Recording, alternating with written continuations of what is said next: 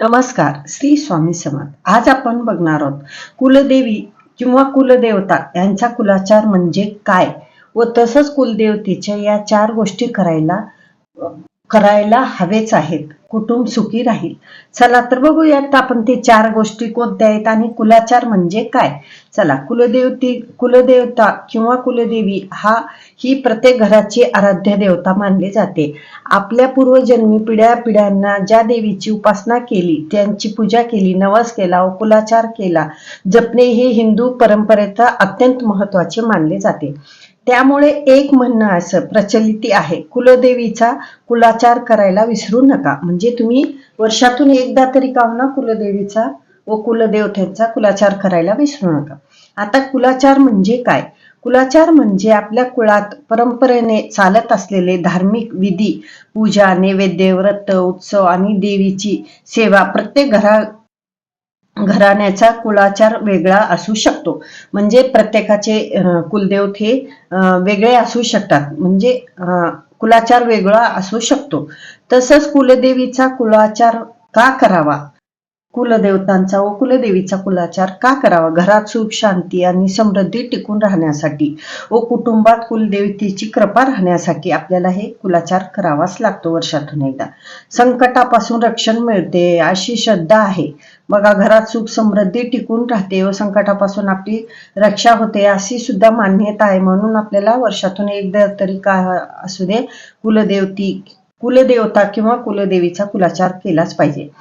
पूर्वजांची परंपरा आणि संस्कृती आपल्याला जपलीच पाहिजे. कुटुंबातील ऐक्य आणि आध्यात्मिक वातावरण वाढते.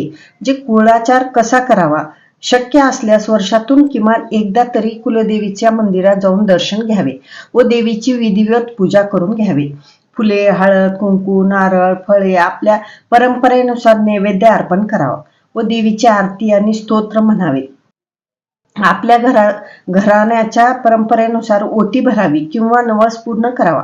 म्हणजे तुमच्या घराण्यात कसं आहे, आता आपली परंपरा जे अगोदरची आपली आजी पणजी आई वडील जे केलेत, म्हणजे तुम्ही ओटी भरण्याची परंपरा असली तर ती करायचं किंवा नवस तुम्ही जर बोला असेल तर ते करायचं. असे हे आपल्याला वर्षातून एकदा तरी का होणार किमान करायचं. व तसंच प्रसाद कुटुंबातील सर्वांनी ग्रहण करावे. कुलाचार विसरू नये याचे कारण धार्मिक श्रद्धेनुसार आपल्या कुलदेवीचा सन्मान आणि तिची नियमित पूजा केल्याने कुटुंबावर त्याचे आशीर्वाद राहते. मात्र कुलाचार विसरल्याने निश्चित अनिष्ट घडतो किंवा संकट येतात असा कोणताही शास्त्रीय नियम नाही. हा विषय श्रद्धा पारंपरिक व आणि कुटुंबाच्या संस्कृती संबंधीने आहे.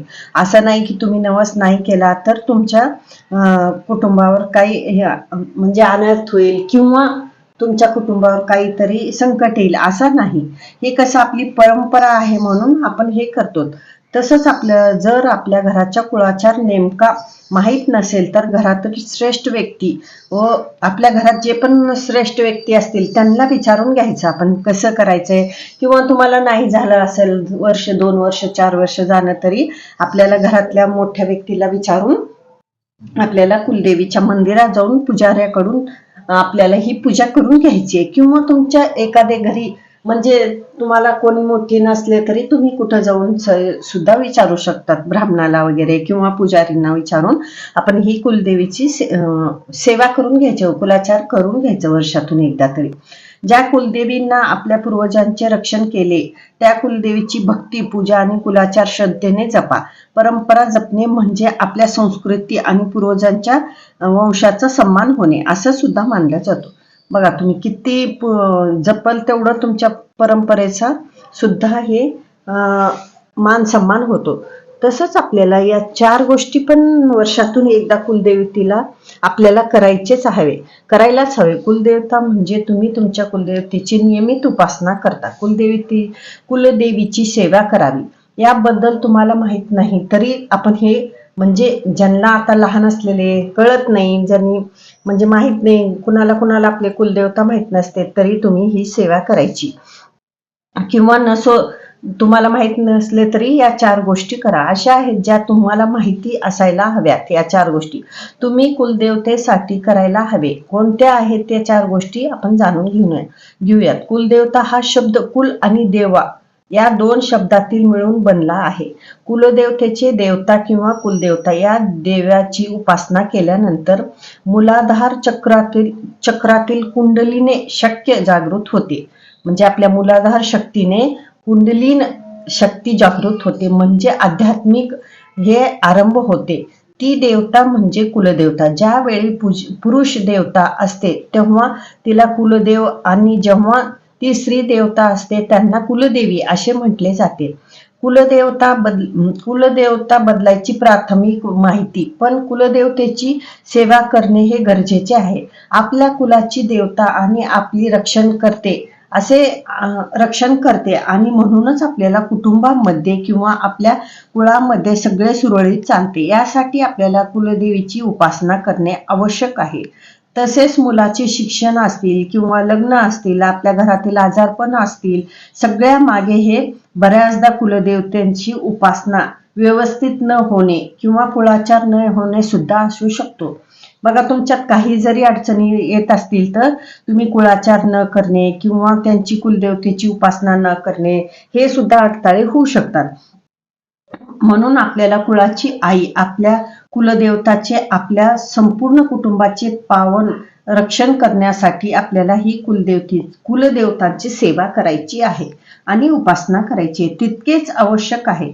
त्याची सेवा उपासना कशी करावी? फार काही न करता आले तरी 4 गोष्टी मात्र करायला हव्या आहेत.